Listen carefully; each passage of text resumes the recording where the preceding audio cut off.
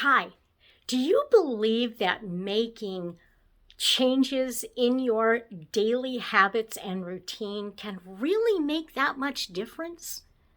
I do. My name is Annette Mulligan, and I'm with Mulligan Speaks.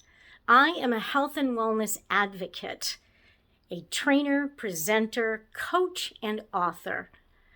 And the reason I believe that making daily changes in habits that you practice every single day can make a difference is because I've taken myself through these habits and have proven to myself that they can make a difference. These habits are in the area of nutrition, hydration, sleep, stress management, and exercise.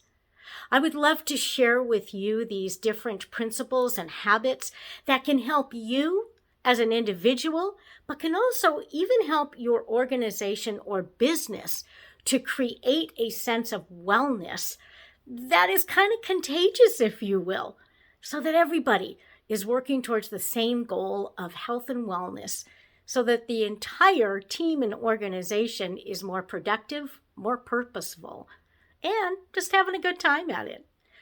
Please contact me and find out more about these habits, daily habits that can significantly change how you look at your life, your health, and your wellness. Thank you.